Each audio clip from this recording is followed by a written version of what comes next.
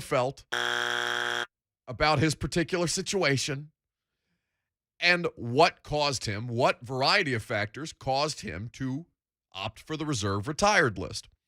And immediately my mentions started to be flooded. Now, this was not the majority, but there are a few loud individuals, and really none of them bothered me, saying that there were no sources cited and there were no direct quotes. Well, you're not going to get direct quotes on something like this because it doesn't matter where the information comes from because I'm not going to betray people that are talking to me. But the point being is I have been informed enough and allowed to report information that I have confirmed multiple times over. And that's all well and good. And also, in the second graph of the story, it says, it comes as no surprise to those inside Tennessee's building, however, which I thought people were smart enough, or at least the idiots who were yelling at me about this, I thought that was very plainly laid out for people to read and to understand that the retirement of Ty Sambrailo was something that was not going to catch anybody off guard.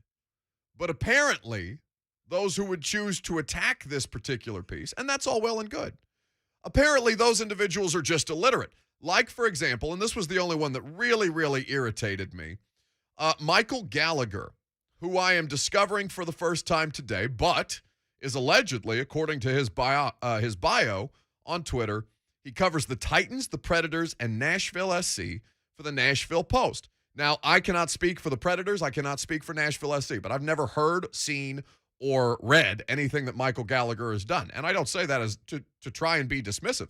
I'm just saying I've never seen this guy. I've never heard of this guy. This guy has never broken any news, and so he feels comfortable quote tweeting my article and says, there sure seems like a bleep ton of pure speculation here. Buddy, if you were any kind of close to the situation as everybody else in Titans media is, or at least those who are actually attending Titans media availabilities and covering the team as you are alleging to have done, then you would probably understand more closely what is happening with the situation. But in fact, you are telling on yourself by being completely unaware of what is happening with one of the teams that you cover. And if you were paying attention at all, even remotely closely, you would understand that this is not that big of a surprise to many people, to almost all of the Titans media corps, except for you, who apparently covers all three of these professional sports teams without any institutional knowledge of the teams that you're covering. Now, perhaps I'm giving Michael Gallagher exactly what he wants because we're talking about him, right? Getting some clout. It's all well and good. But don't tell on yourself so obviously. And if you think that it's purely speculative, well, then rather than just being lazy with your commentary, why don't you do some actual reporting and find out if it is purely speculative instead of doing the easy thing, which is taking shots at somebody on Twitter when you haven't done any journalism yourself on the matter. It's my dumbest thing in sports this week. When we come back, we will get to your phone calls. Alex and Big O will lead us off on the other side. We will also crank call Don Davenport, and we will see how that goes. You're more than welcome to get involved. 615-737-1045. I'm Buck Reising. It's 1045 The Zone. The Titans and Bills go at it on Monday Night Football. I like it. Continuous coverage all day. Monday with kickoff at 7:15 on your home for Titans football. 1045 The Zone.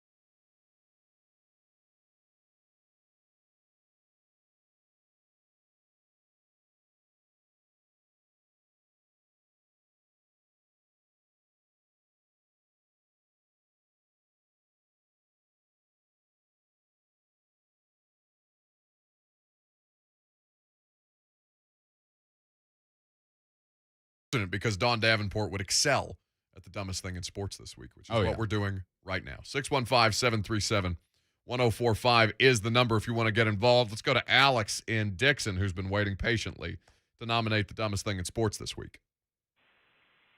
What's up, guys? Hope you guys are doing well. My dumbest thing in sports this week by far goes to a guy named Eli Gold. He is the Alabama Crimson Tide sports announcer, and I don't know if you guys saw the video, but after the awesome win by A&M upsetting Alabama, there's a video of him sitting there in the booth, just as salty as can be. You can feel the entitlement just coming up like hot lava from a Hawaiian volcano.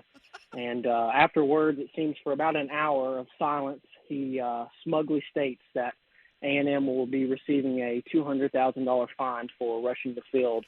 You can just feel the entitlement just emitting from his body. And so, yeah, my dumbest thing in sports goes to Eli Gold and to all Alabama fans and their entitlement that just absolutely destroys them. So, Alex, hang on. Are you an A&M fan or are you a Tennessee fan? What are you? I'm go Vols, baby. Go Vols. There it is. We appreciate the call. I low-key love that. That was his response? That's great. I get why that would piss a lot of people off, but that's really, really funny if that's what he did after immediately they won the game. They will receive a $200,000 fine for storming the field. Suck it, Aggies fans. They did get fined. Prometheus MT on Twitch says it was beautiful. What, the call or the storming of the field? I mean, we've talked about the A&M Alabama win or upset rather at great length. And if you want to get involved, the dumbest thing in sports this week, 615-737-1045. I low-key love that because I'm a terrible person, and that makes me happy to hear that somebody has that much pettiness in them. Not to steal J. Martin Ramon's thing, but I would say to you that, I mean, this is probably, I'll wait till Lucas gets off the phone because he's fielding your calls right now.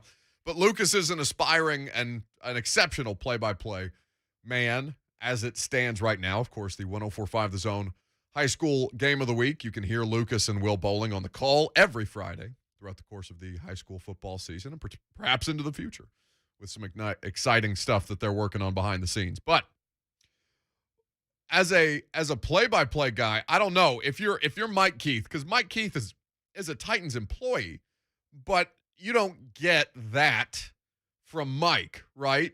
I think it's one of the reasons why you can love him if you're a fan of the Titans, and you can love him if you're not, frankly, because he's just really good at what he does. And he's clearly on the Titans radio network, and he's clearly the voice of the Titans, and he works for the Titans. But he doesn't omit that just outright homerism that drives me crazy. For example, and I love Willie Donick and Chris Mason, but sometimes Chris Mason makes me insane when I watch the Preds because of how hard they're kind of leaning into that. And there's nothing wrong with that if you're a fan of the team. Like, it bothers me because I'm not. I'm watching it for work, and it just doesn't appeal to me. I'm sure it appeals to a great many people, and Chris Mason and Willie Donick are great at what they do. But outside of that, I don't know how people necessarily feel about whether they want balance from their play-by-play guy or not. I don't think necessarily that that's something that most people look at. It's probably just crotchety, uptight media people like myself. 615-737-1045. What's the dumbest thing in sports this week? We go to Rome, Tennessee, where Big O resides. What's up, Big O? Yes, mine is Major League Baseball use of instant replay. How on earth can you not view a foul ball, whether it was trapped or what it was caught? If you can't use it, you might as well just throw it out. Thanks for your time. Have a great day. You too. Whoa, was that deep throat? What happened there?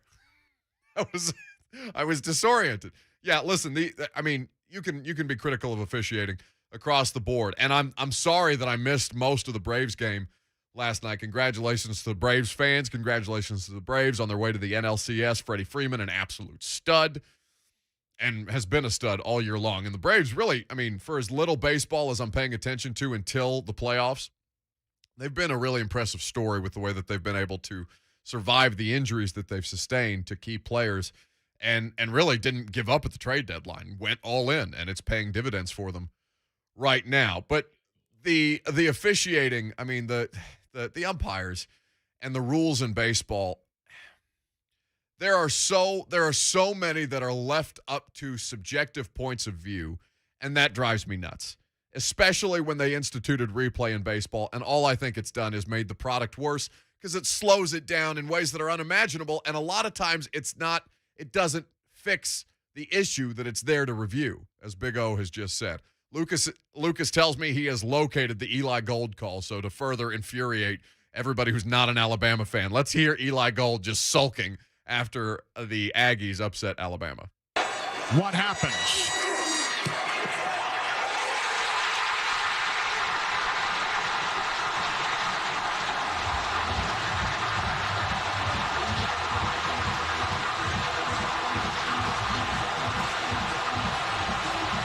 So he's not saying anything.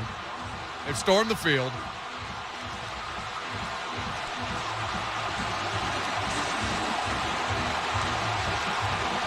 Eli. Well, the league is going to get themselves $250,000 because everybody who does not have a seat and those who did have now flooded the field here at Kyle Field and College Station. The scoring drive, 8 plays, 54 yards. That's so bad. He just doesn't call the kick. That's insane. I've never heard that before. It is delightfully just soaked in venom. In a way, it's an interesting way to sort of set the scene because as an Alabama fan, when you're listening to that and he doesn't say anything and you hear the roar of the crowd, you know what happened. Yeah. I mean, it's clear that they've won. It's a creative It's clear way to that lay it Eli's out. not happy about it. It's a creative way. No, it's a wildly unprofessional way. But I'm sure Alabama fans loved it because they were probably as miserable as Eli was. Well, it all depends on your employer, right? I mean, there's so many college radio networks that are so homer that it hurts. Could you ever do that? No, I could never, ever. Even if it was a really, really like job security, like team broadcaster, voice of if Team somebody X? needed me to be a cheerleader in the booth with the mic and say we and say they and criticize the rest for a bad call against your team, I could never, ever bring myself to do it. Unless they paid you enough to make you do it. Well, money can buy anybody. 615-737-1045. What's the dumbest thing in sports this week? Let's go to Jay in Green Hills who wants to chime in. What's up, Jay? Hey, I just wanted to chime in. I have actually a question about Freddie Fingers. But first, does anyone know what the status is for Kern going into this Monday night contest with the Bills? He's on the COVID list. So at this point, he is unavailable, and that status will remain uncertain until such time as he clears the protocol. He is vaccinated, though. That I do know for a fact. So, yeah, I don't know. So do you have a comment on Freddie Fingers, as you said? I assume you mean Freddie Freeman? Yes, I do. But first, what is that this year? What does COVID mean? That means 3 days quarantine, and the other specialists have to quarantine as well. I need some clarification on this. Okay, sure. So he needs to put together back-to-back negative tests in a 48-hour span before he can return to the facility or be clear of it for 10 days, whichever comes first at that point. So that's the place. And if the specialists are deemed close contacts, then they would also be put in the protocol. But at this point, such moves have not been made. Well, now, if they're vaccinated, I thought if you were vaccinated, you don't get contact traced and also placed in the protocol. I will endeavor to find a more specific answer to that because that is an important question because it's not going to go away even for vaccinated players. So I will text somebody and make sure that we're buttoned up on all of the facts on that. But I appreciate the question, Jay. 615-737-1045. What's the dumbest thing in sports this week? Eddie is in Nashville. What's up, Eddie? Hey, Buck, how are you? I'm great, bud. All right, so I'm a transplant in Nashville from Chicago, watching my beloved White Sox just get boat raced yesterday from the Houston Astros after our relief pitcher Ryan Tepera goes and pokes the bear. Talks bringing up sign stealing, right when they're trying to get back in the series, and then just get absolutely steamrolled 10-1 end of the series. They're down 1-3 in the series right now. For those of you who haven't been watching, so that series is over, and unfortunately, my beloved White Sox season is over. Yeah, so one left to go at that point in a 5-game series the series over last night for the Houston Astros. The Astros winning in dominant fashion 3-1 over the Chicago White Sox. Yeah, it's a tough way to see them go out because they were the darlings, right? They have the most exciting team in baseball. They have Tony La Russa, who's crotchety old man and may not actually know the rules. But for the Chicago White Sox last night, you hate that it comes especially in favor of the Astros because the dirty, lying, cheating Astros are now, they're looking pretty good. They're looking pretty good on their way to the to the championship series. And so for the White Sox last night, the field of dreams is as far as it will go, as far as that is concerned, because that was probably the most exciting point of their season. And after that, I had high hope, even Cubs fans, because it's very, very toxic in Chicago among Chicago sports fans, Cubs or White Sox. And you saw Cubs fans kind of rally to the side of White Sox fans because of, how bad the Cubs were and how they needed to blow that thing up at the end. And to see the way that Chicago kind of petered out at the end, going down 3-1 to Houston, it's unfortunate because I really like watching that White Sox team. 615-737-1045. Jay is in Nashville. He's got a dumbest thing in sports. It's going to be impossible to beat the Eli one. That call is amazing. That's really bad. To John Gruden and any other public figure for that matter, who this day and age, not just completely saying terrible things, but for thinking that your private emails are ever going to be private, have they not learned their lesson yet? That's dumb.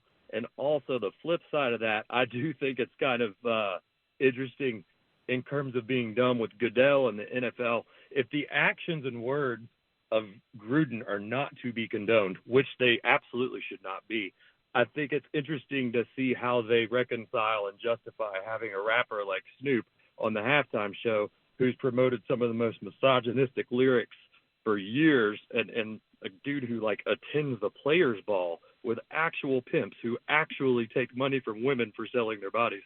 I think it's interesting, and I think that's kind of dumb too, and interested to see if the national media picks up on that. And nothing against Snoop. He's a great musician. But yeah. But I love Snoop. Just completely takes out Snoop. Love his music. Love him, but he's a rotten human being. What? He should be banned from the NFL. What was that? What had that's maybe the best call that we've ever gotten. Just because of it. I just completely disregard everything that I've just said. Love Snoop. Big fan. Oh, man. What just happened? Good. Although, listen, Snoop Dogg's reckless as hell on Instagram. You see the way he went at Gayle King after Kobe Bryant? This was a while ago, but after Kobe Bryant died and people were starting to report on the life of Kobe Bryant, and that can be a pretty complicated matter given what Kobe's got in his past. And Gayle King on CBS is talking about Kobe Bryant in ways that are unflattering after he died. And Snoop Dogg basically put out a video being like, "Hey, watch out! Don't talk about my guy like that. We'll come after you," in ways that are pretty menacing when you consider what period of rap that Snoop comes from. That those aren't empty threats. So it is an interesting juxtaposition. And also the NFL cares about optics and not like real life implications. Look, man, if you can't figure out why John Gruden had to resign from the Raiders after what he said about Roger Goodell, the commissioner of the NFL, can't help you. 615-737-1045. A favorite. We haven't heard from Scott in Bethpage for a while. Hello, Scott. Long time, man. Hey, listen, if Buck's my daddy and Lucas is my sensei, then the guy that called in about Eli Gold, he's like assistant sensei, whatever you call those, / uncle. I mean, he is right up in there with you guys. That dude was awesome. I loved him. He represents me and everybody else as a Vol fan. Love that. Eli Gold. If you listen to him, if you've listened to him very much, which most of us haven't because we don't really care about that, but I heard the replays from the Clemson-Alabama National Championship when they got beat by Clemson, and he immediately after the game said, Congratulations, Clemson. We'll see you next season in the championship. So the entitlement is there. It's ever present, and it's ever sickening, and it's just something that I really wish that they would not have for some time. But anyway, my call was about the dumbest thing in sports. You got Lane Kiffin. Now, I get he said things in the past. He likes to throw jabs to everybody, and he don't just do it to us. He does it to a lot of different people. But it doesn't make any sense to me of why he would make that jab about the sellout crowd. We know we haven't sold out. We don't need him to tell us that. And why you would take a fan base that is obviously, when it starts, and Lucas, you can attest to this. You're a Vols fan. Your family probably is too. When you start rolling at Tennessee, that fan base gets pretty rabid. And we have been starving. We've been starving for a reason to really get crazy during these games. I think the last time it really happened was probably the Avalanche at Florida, or when Florida played us at home, or the Oklahoma game, somewhere around in there. And I'm telling you, man, it is going to be rocking. And I think that comment's going to hurt him, whether he would ever admit it or not. Love you guys. Appreciate you. Missed you. Thank you, Scott. Missed you, too. Missed you too, Scott. That was very emotional at the end. I'm touched. Yeah, Lane didn't care. That's like, get your popcorn ready. What he does, man. Then they get smacked around, and Lane's like, yeah, we'll sell you some popcorn. First 5,000 in the stadium for Arkansas. Popcorn on me. Yeah, it's a matter of whether he is coming at you or going at people for you. Yeah. Like he is for Ole Miss. I love Lane. I hope he never changes. I do too. I'm in that portion of Tennessee alums that would take him back any day. And also, it's sold out on Saturday. Oh, it's sold out. It's going to be exciting. Neyland will be checkered. 615-737-1045. One more for Houston in Columbia, who's got the dumbest thing in sports this week. Hey, it has to be the Bengals kicker celebrating the field goal that he missed that he thought he made, and was just the whole team was just sitting there celebrating. Oh, he cut off. I don't. Lucas, you hang up on him? I don't know what happened there. That was very dramatic. But yes, the Bengals kicker, a bad moment there for him. He Steph Curry'd it, right? Except he didn't make the three. He missed the kick that he thought was going to give the Bengals the win in overtime. And then, of course, Mason Crosby, who had a tough day himself, came back and made the kick to give the Packers the win over the Bengals. It's a really, really bad situation. That's the dumbest thing in sports this week. What happened on the phones there? They all lit up at once, and then somebody zapped my guy. Yeah, I don't know what happened to our guy talking about the Bengals kickers. That was a good submission, but we had a caller from Knoxville calling in. He called in first thinking this was 3HL, and I said, wrong show, buddy. Good. And then he called back in and said, I know what show it is. This is the Ramon Foster show. I said, no, sir, this is not the Ramon Foster show. And he was calling back a third time. I'm not going to pick up his call. Oh, really? Oh, I kind of want to talk to him now. That might be fun. Find out next. Take every Titans game with you. Put your seatbelt on and let's do this thing. Let's do this thing is right. Get every game by downloading the 104.5 The Zone app.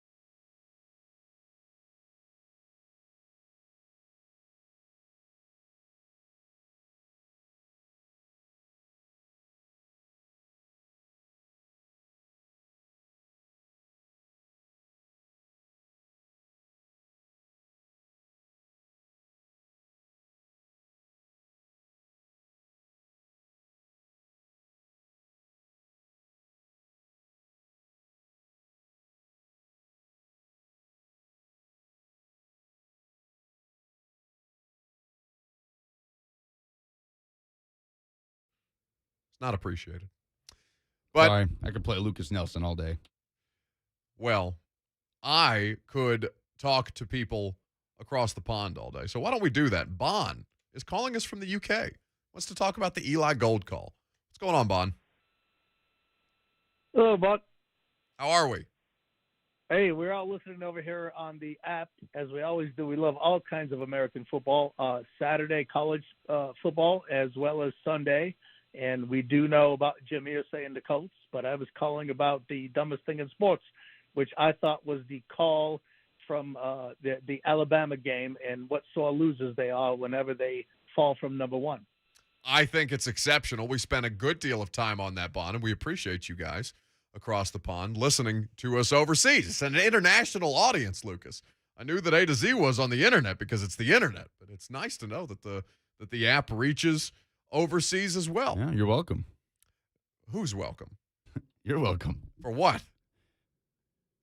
For bringing an international flair to this show. You? Yeah. You're the international flavor to this show? That's correct. Gets one soccer show, considers themselves international for the rest of time. By the way, if you missed the Nashville Soccer Show, it's available via podcast.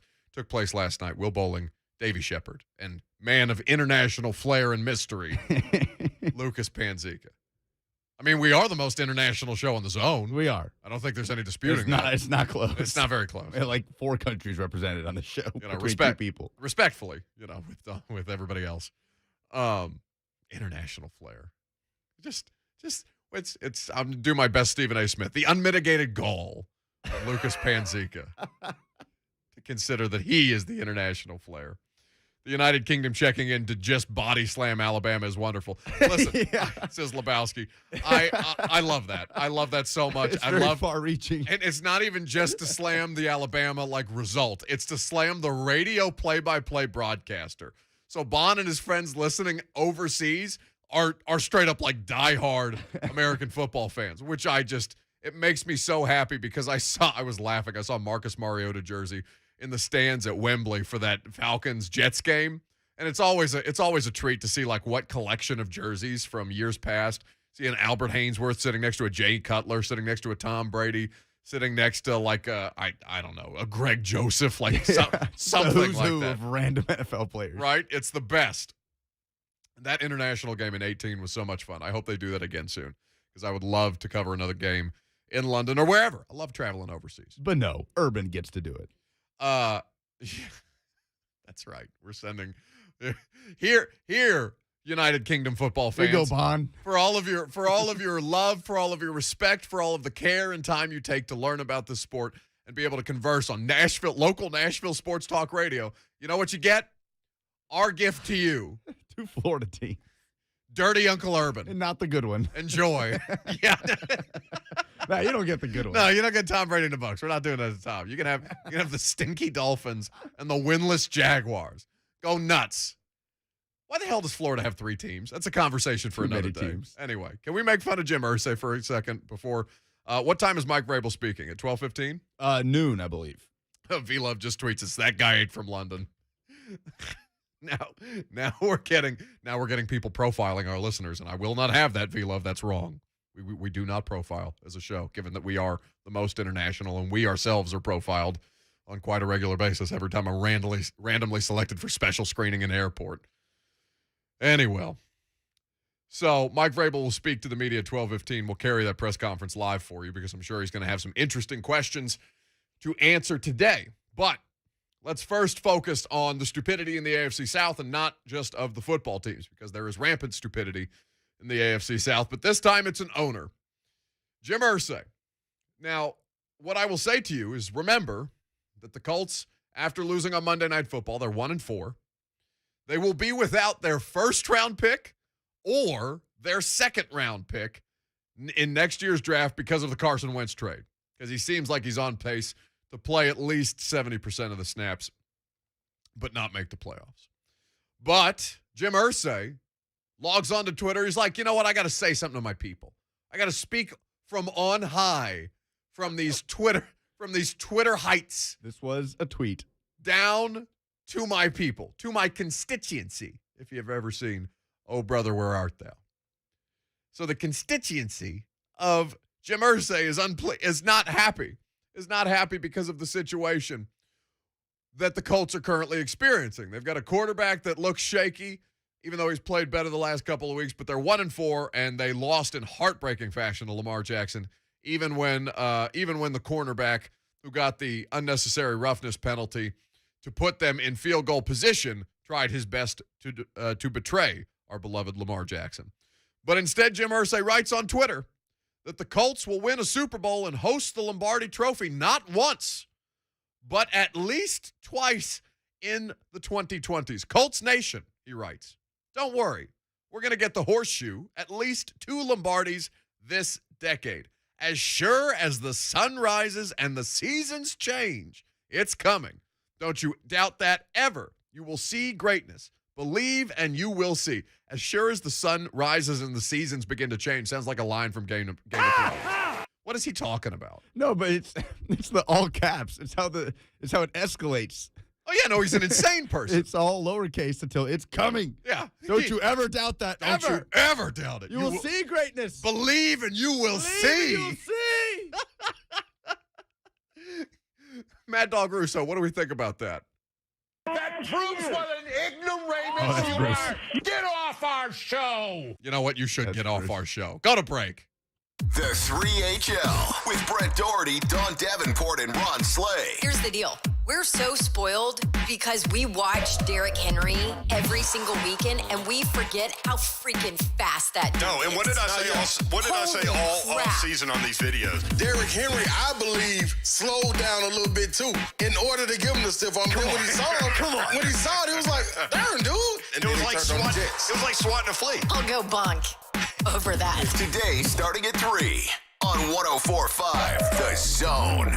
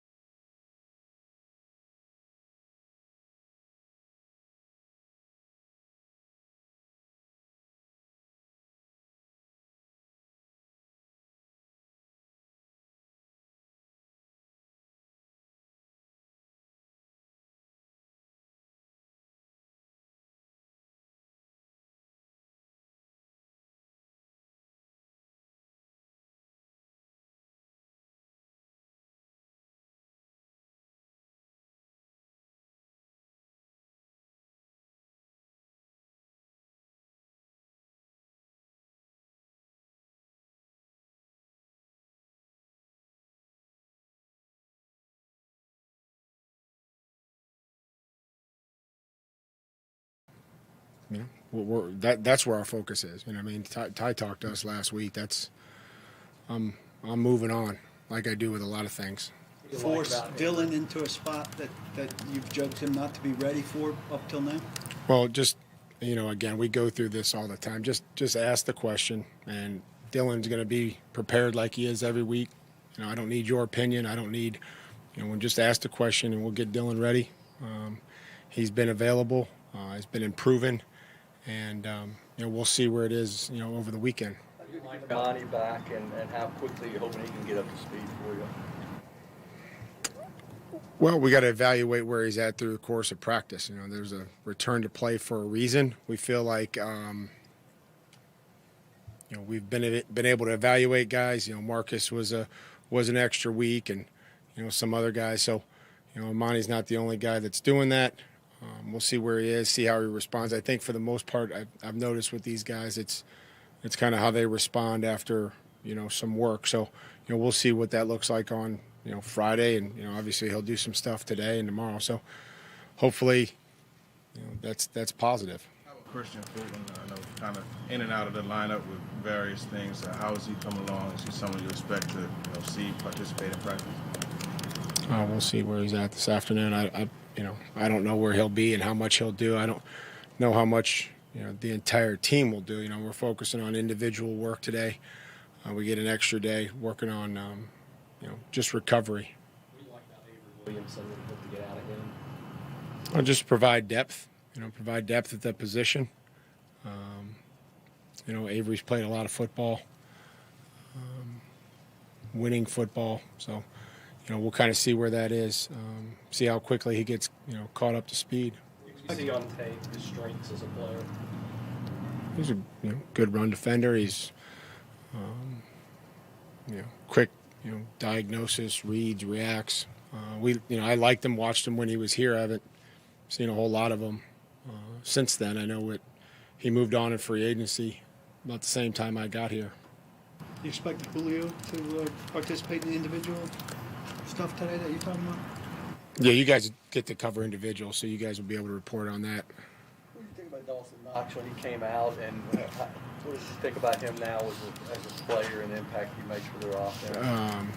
Yeah, we spent a lot of time, local kid. We spent a lot of time on here. He came and visited with us back when they had the local, pro days. He didn't work out. He didn't have to, but he came in and, visited and, got to know him. I think I ran into his grandfather somewhere out in, somewhere near Hillsborough, I think. And that was pretty cool to see, draft my grandson. And so, I'm sure there's a lot of people that are trying to draft him. And just remember his story of being a walk-on at Ole Miss and, fighting and earning a scholarship, changing positions from quarterback.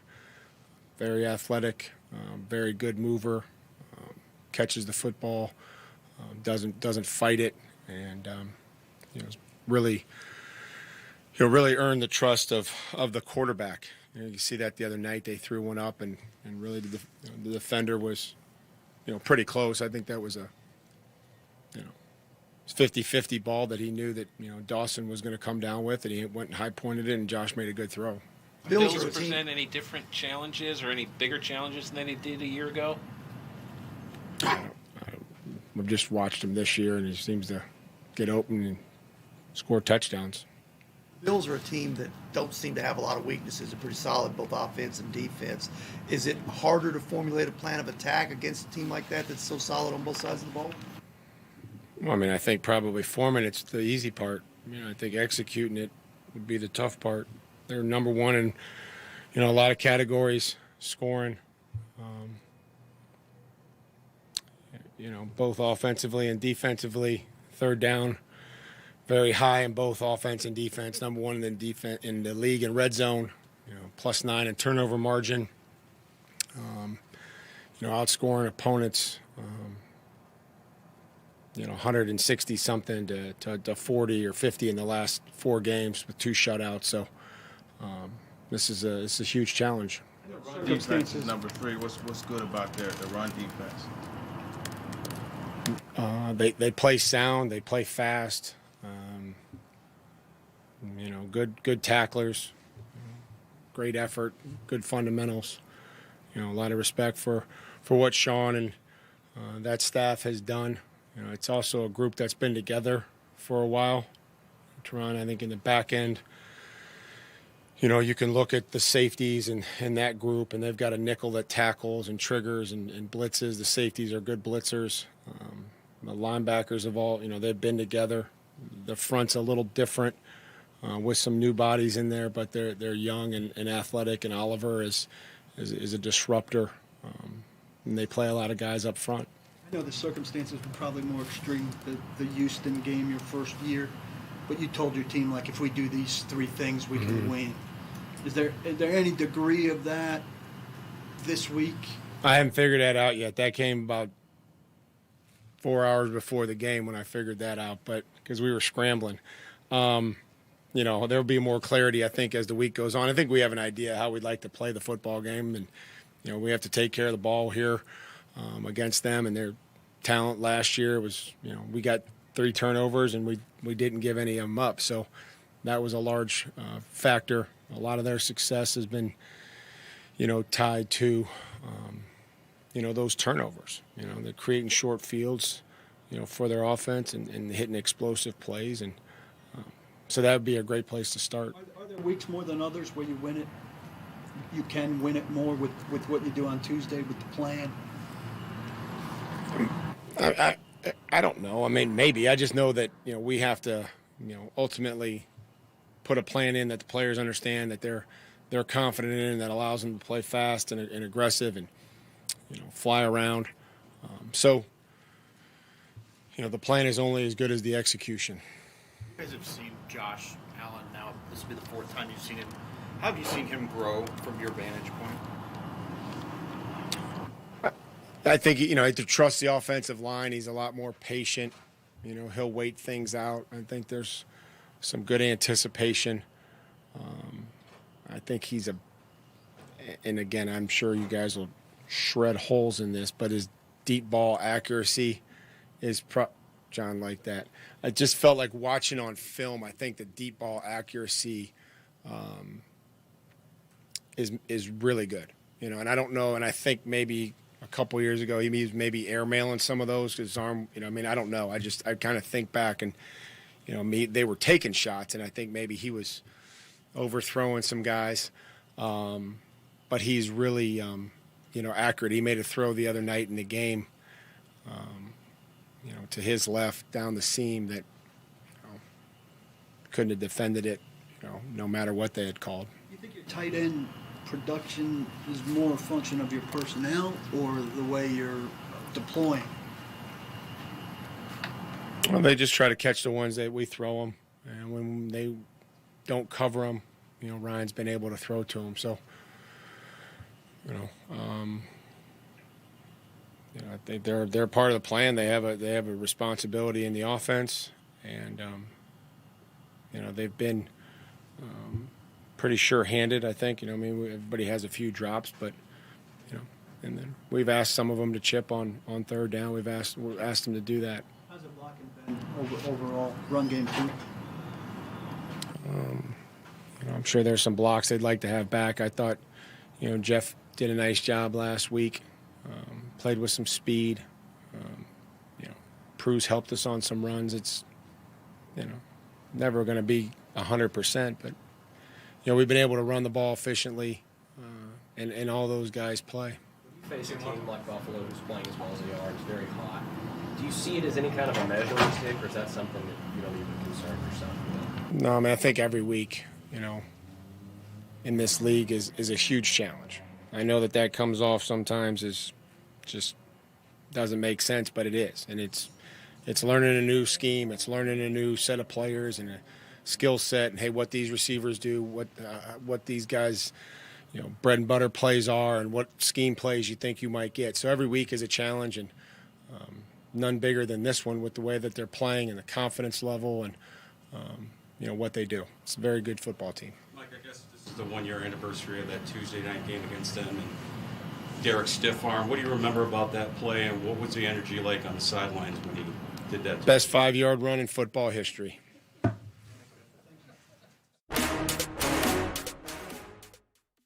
That's Mike Vrabel. Happy 1-year anniversary to Josh Norman, who got tossed into the surface of the sun by Derrick Henry on that Tuesday night football game. Didn't even count, right? No, it was Came negated back. by penalty. Well, what did Vrabel say there? The best 5-yard run in NFL history. Yeah. I mean, you asked Darren Bates, it sure as hell was. We should have called Darren Bates today. But I don't want to put you through that. Please. We'll come Love back. Darren, but We'll come back. Yeah, DB, great guy. But for the sake of FCC, we would like to keep our jobs. We will come back and talk about somebody who has a new job. He's got his old job back with the Tennessee Titans. Avery Williamson and what the head coach had to say in regards to the new Titans linebacker. New, but old. Avery Williamson up next. Witness the passion that unites us all. Touchdown, Tennessee! Wow. The Vols play here. 104.5 The Zone. Hey, Nashville.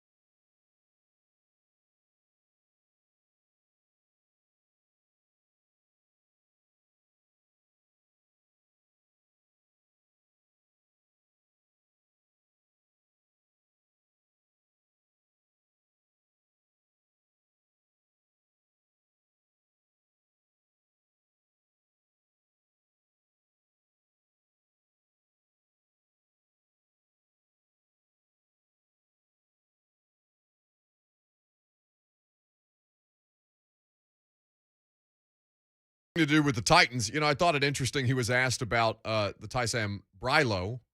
Good for me. Honestly, I deserve it. Yeah, thank you. I deserve that after 75 times of saying it wrong today. He was asked about Tysam Brilo. Damn it. I'm overthinking it. How did you do that? I don't know. How did you say it right and then immediately say it wrong?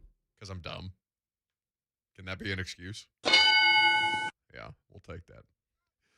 He was asked about the retired left tackle or swing tackle. This is what I will refer to him now as. He who must not be named for the sake of my sanity. And he said nothing really surprises me on whether the retirement surprised him, and said that he knew as early as last week that this would be coming. Now, I told you that I got tipped off to it on Monday, and by that point, Sam Bralo had already been made unavailable for the Jags game and was working through some stuff. He was basically contemplating this decision and did not think that he was going to be in the right headspace to participate in that game. So he was on the injury report, yes, but there was a little more to that, why Mike Vrabel wasn't surprised, and then ultimately they made the move on Tuesday to put him on the reserve retired list. But then there's Avery Williamson. And because I understand a lot of people in the comments on certainly Zone TV, like Shane Miles and Cousin Andrew, irritated by the fact that Mike Vrabel doesn't say a whole lot or doesn't give you a lot of meat on the bone as far as the questions he's being asked. And that's first and foremost because Mike doesn't care about what questions we have. He cares that they put together a competent game plan, and he cares that they win the game, and everything else, whether it's from fans, media, or otherwise, it doesn't much matter to him, certainly. And what Andrew points out is that if he answered half the questions, then it would give advantages to the opponents, and I think that's probably a little hyperbolic. I don't think that Mike is giving away scheme. Mike's too smart to give away scheme in questions that he's answering. But he could, it would be great. Certainly, it doesn't matter. It doesn't help them win football games. It doesn't help them lose football games. But it would certainly be more informative for fans if there was just a degree more detail. But also, I don't think that we're asking perfect questions. And I say we collectively. Because I'm also being asked how does Titans media really feel about Vrabel? And for my part, I can't speak for everybody else, but for me, the vast majority of the time I like working with Mike Vrabel. He keeps you on your toes, certainly, because he'll rip you if he thinks your question is dumb. That makes you think more about your questions, which makes it better for everybody, except if he doesn't answer the questions or talks a lot without actually answering the question, and then you have a situation where people are complaining about the non-answer. But what are you going to do? He did answer a question, though, about Avery Williamson, who has returned, back after being out of football for the past couple of months. He was on the Pittsburgh Steelers last year, cut from the New York Jets, played some pretty good snaps in Pittsburgh after they had a bunch of injuries at inside linebacker, and now he returns back to Tennessee, the team that drafted him out of Kentucky not so many years ago. In fact, right about the time that Mike Vrabel got here, Avery Williamson was hitting free agency. So now he returns, and, the layers that he can help them with, we'll see how it plays out on the field and how long it takes him to get caught up. But in the meantime, this is what Mike Vrabel had to say about their new acquisition at inside linebacker. I'll just provide depth, at that position. Avery's played a lot of football, winning football. So, we'll kind of see where that is, see how quickly he gets, caught up to speed. You see on tape his strengths as a player. He's a good run defender. He's, quick, diagnosis, reads, reacts. I liked him, watched him when he was here. I haven't seen a whole lot of him since then. I know he moved on in free agency about the same time I got here. So that's Mike Vrabel talking about Avery Williamson and bringing him back. Now, again, a two-down linebacker is Avery Williamson. He's not terribly great in pass coverage, which is the accusation that's made about a lot of the Titans linebackers, basically everybody except Jayon Brown. And it seems like Monty Rice might miss a little bit more time than people were otherwise expecting. Rashaan Evans left that game against the Jags and was questionable return, did end up returning. Monty Rice also went in there for a couple of snaps and was also had to come out due to injury. And I don't recall, by that time Rashaan Evans had returned. Don't recall how many more special team snaps, if any, Monty Rice, the rookie third-round pick, played after that. But it's clear that they will continue to need help at that position. So who comes off the field, if anybody, for Avery Williamson? Because he's more David Long than he is Rashaan Evans.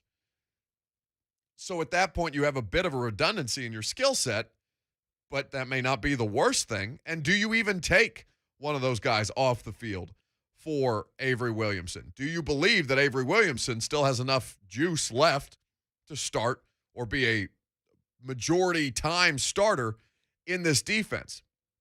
Because that's what a lot of people are asking the question about today. Is he coming in here to get Rashaan Evans off the field? And I would say probably not, even as there were some mistakes that Rashaan certainly made against Jacksonville that were clear and obvious to everybody. There is a disconnect with Rashaan Evans, what he's physically able to do, and how quickly or how well he processes information in real time on a football field. Now, it's not easy, but you need your inside linebacker to be able to do that. There's a reason that Rashaan Evans, at no point in his career has he worn the green dot, the coach-to-player communication in the helmet, that only one player is assigned on each side of the ball, offense and defense. It's usually the quarterback. Most often it's a linebacker. In the case of last year's Titans, it was Kevin Byard at times because of the injuries that they sustained at linebacker and how, frankly, little Rashaan Evans can be trusted to do that job at a high level. But I just don't think that they are going to pull him off the field full time. Now, maybe they'll find creative uses for him. Maybe when Jayon Brown gets healthy, it'll look more like a rotational situation. I don't know what effect that may have on the defense, whether that causes more issues as far as communication is concerned. And certainly nobody who watched the Titans defense or listened to Titans defensive players' press conferences a season ago want to hear any more about communication issues and how they arise. Chill Mode on YouTube says Avery could be here to help guide Evans or settle him down and get his mind ready, or get him ready, rather. And I would say to you, does Rashaan Evans need that in year 4? If he does, isn't that the biggest issue? Like, I don't think Avery Williamson is going to help you that substantially in that way. But, I mean, I understand why you're thinking that way, but I really don't understand why you're thinking that way. He's not a rookie. Rashaan Evans is a 4-year vet in the NFL. There are plenty of inside linebackers, plenty of linebackers that were drafted after Rashaan Evans that have figured this thing out. And again, it's not, I don't want it to sound like I'm personally attacking Rashaan Evans. That's not the case. But he's not been good enough to get the job done. If nothing else, it provides competition, but is it competition in the truest sense, or do they want to keep the first-round pick, one of the first-round picks that's still on the roster? Do they want to keep him out on the field for as long as possible to see if they can't get something more out of him? And I just don't know when you're going to stop waiting for Rashaan Evans to make that leap. It hasn't materialized in the past couple of years. And now they'll bring in additional help to see if the Titans can't get more depth, as Mike Vrabel said, at inside linebacker, but also, frankly, better play outside of David Long. Alex Ray wants to know who's wearing the dot this year. Right now, it's David. 615-737-1045. Otter is in Nashville. He wants to talk about this defense. What's up, Otter? Hey, Buck, first I want to thank you for bringing such great energy to the midday here in Middle Tennessee. It's been very refreshing. Oh, that's very kind of you. Thank you. And also, I wanted to ask about what you thought about how important the pass rush is from the Titans to basically keep the Bills scoring to a minimum. That would enhance the role of Derrick Henry on Monday night in a key game here. And not really so much the sacks, but what the Titans do best is getting close and the pressures, and especially around Halloween time, they could just scare Josh Allen to say boo and get close and scare him. But first, I have a question for Will Compton.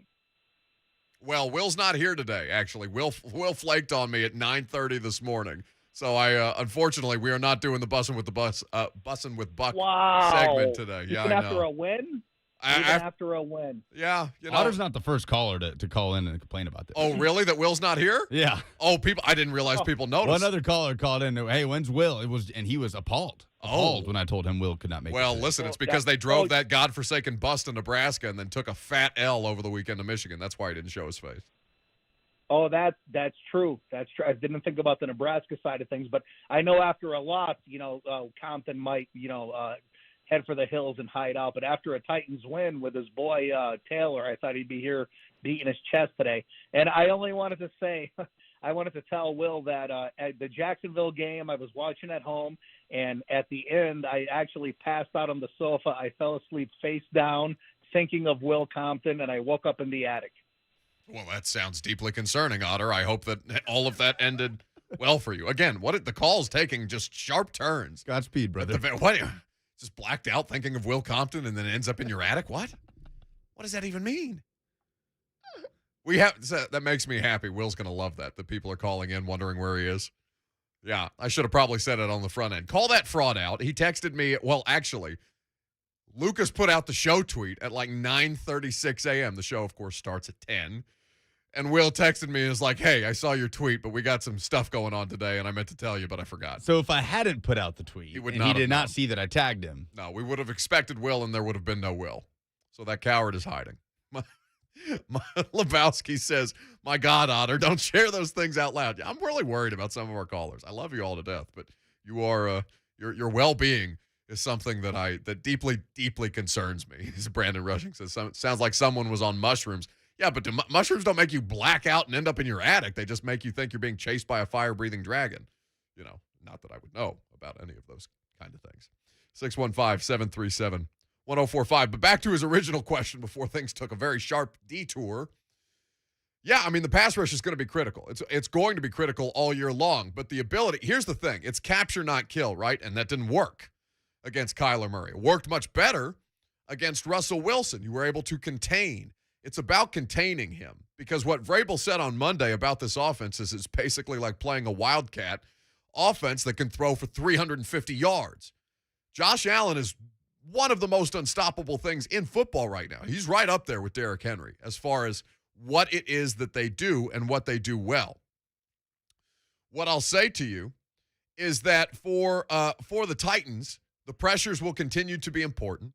The interior pressure will continue to be important. And frankly, the Bills haven't looked like they did against the Titans last year since that game. They're like, in their last 16, there's something outrageous like 14-2.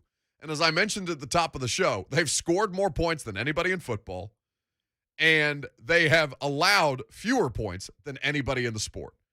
It's a pretty good pair of statistics to cite if you're trying to figure out just how good Buffalo is right now.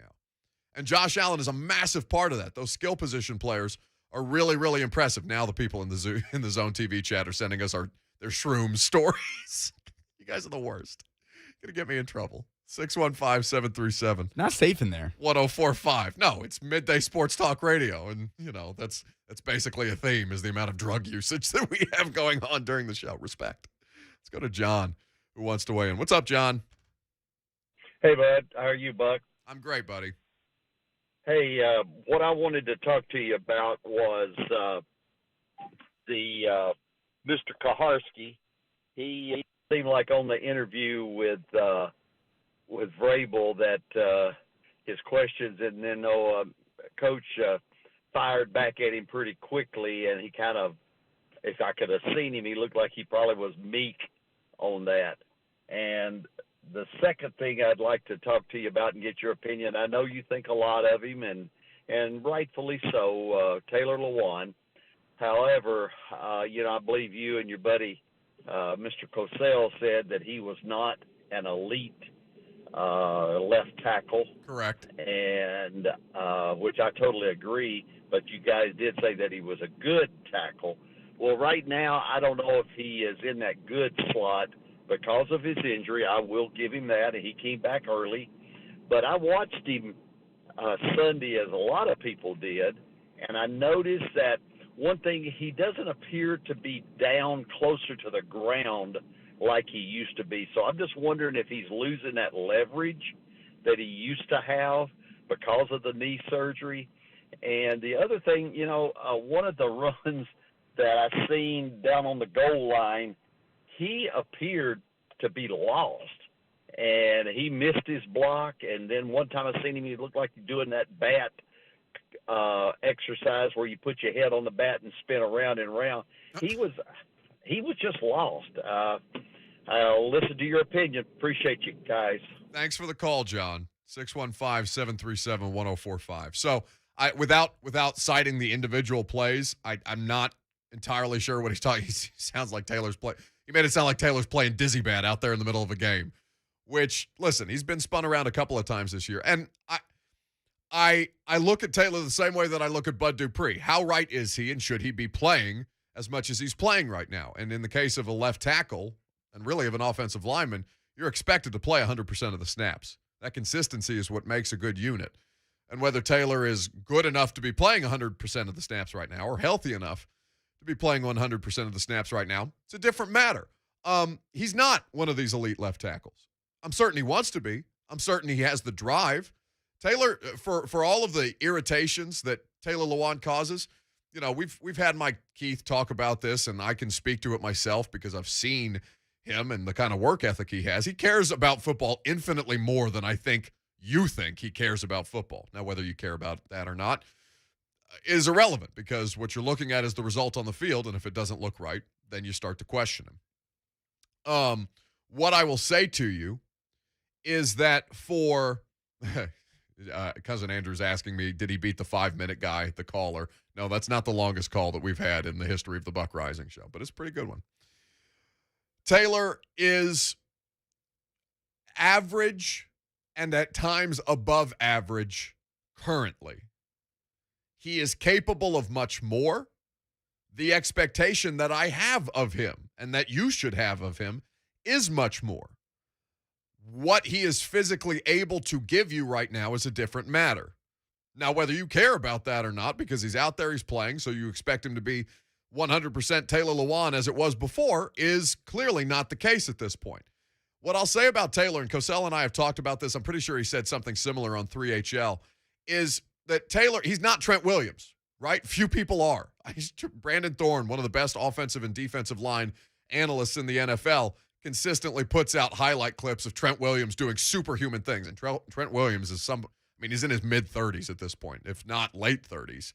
He's still playing at an incredibly high level. Taylor's not he's not Joe Thomas. He's not Trent Williams. He's not one of these otherworldly, all-pro, pure stud, no inconsistencies left tackles. He has some bad snaps, and he has more bad snaps than guys at that level. But he's probably the next tier down, and that's good enough to help you win football games, good enough to help you keep your quarterback upright. But right now, that's not what we're seeing from him. I think he's still capable of it. He's just now 30, I'm pretty sure. So it's not like he's at the end of his rope, and it's not like ACL injuries are damning. B. Bailey on YouTube wants to know why nobody talks about the right tackle. Get off Taylor Lewan's neck. I mean, Lewan is easier to hate. David Quessenberry doesn't say things. Taylor Lewan does. Yeah, I mean, Quessenberry's not your, highest paid offensive lineman on the team, 3-time Pro Bowler. Also that, and also he's just a different personality. How many people? We'll play a visual game, even though this is an audio medium. Raise your hand if you know what David Quessenberry looks like. Well, we don't count. That was productive. I mean, hey, you know what? It was. So are the polls. They're next. In a rematch from last season, the Titans host the Bills for 4 quarters under the lights on Monday Night Football. Bam! Continuous coverage all day. Monday with kickoff at 7:15 on your flagship for Titans Radio. 104.5 The Zone. What tools are building the Nashville skyline and are chosen by pros everywhere?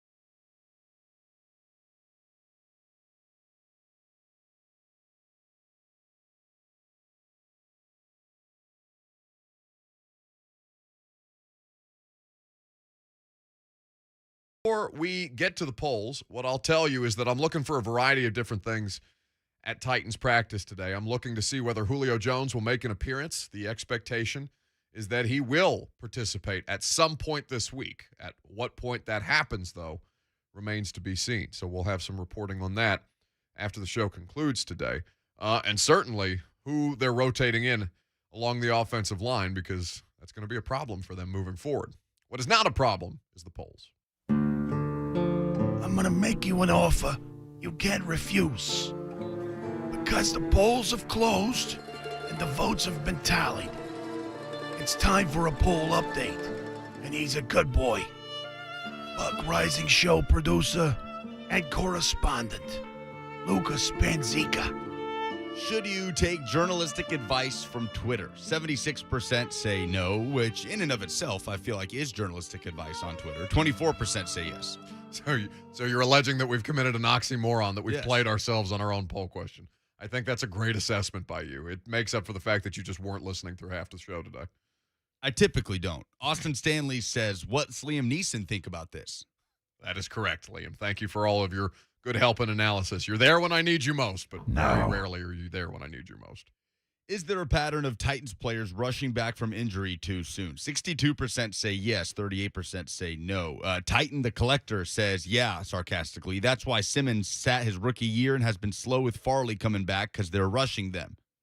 Yeah, listen, I think it's an interesting question. Like, you can go through the trends. You can look at Bud Dupree. You can look at Ryan Suckup a couple years ago. You can look at Jack Conklin, and you can connect dots there if you want to. But the larger issue, and why I would take issue with that allegation, not that we're making one, but it's just there are so many more that we hear about that don't feel rushed and in fact feel overly protected by the head coach, which is honestly the fan base's biggest frustration with him, is that he does not disclose more about injury.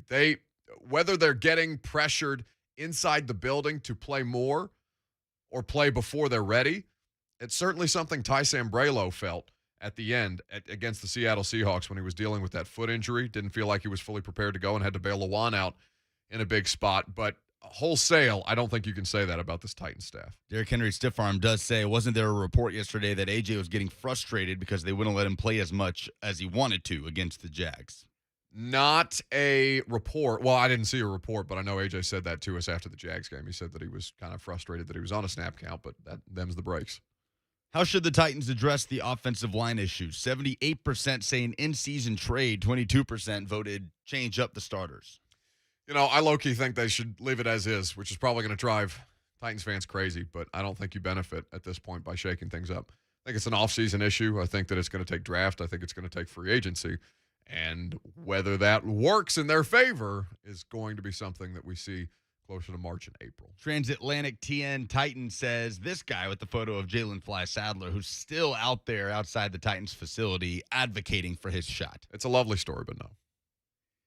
As a player, do you always have to like your football coaches? 92% say no. An emphatic win for no here. Yeah, I would say that if you've ever been unhappy in your workplace, I'm sure people have dealt with strife and stress from their superiors before, particularly in the world of football.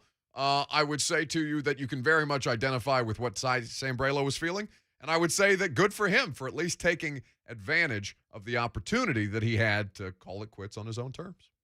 It's going to do it for us today. Very much appreciate you guys hanging out.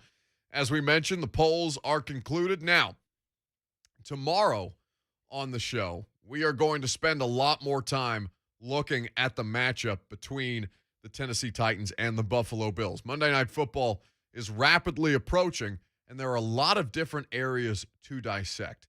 We will get into it at great length, and we will tell you what I was able to learn from Titans practice on Wednesday, because I was able to catch, or will be able to catch, a good portion of it. They moved it back to later in the afternoon, and so it's exciting to see. It's exciting to see, or will be exciting to see, who is available, and more importantly, who is not available. Because right now, health is at the most critical. Right as I see Derrick Henry and Josh Allen being advertised on ESPN. It's going to be an incredibly fun game, and certainly one fun to talk about. We will do it tomorrow. And in the meantime, Blade and Mickey, they're up next. up today on the 3HL. Yeah, I'm not the voice that you expect, but keep your powder dry. Well, that's what Coach Mack says. He's going to be on starting at 3:20 to get you ready for those Buffalo Bills coming into town for Monday Night Football. Austin Huff, corked bats, probably going to make fun of Urban Meyer because aren't we all? And Todd Furman, Bet the Board podcast, going to be joining us. Get your notepads ready, get your pencil ready, your paper. Yeah, I'm talking to Brent and Slay specifically, but you too. Today, starting at 3 p.m.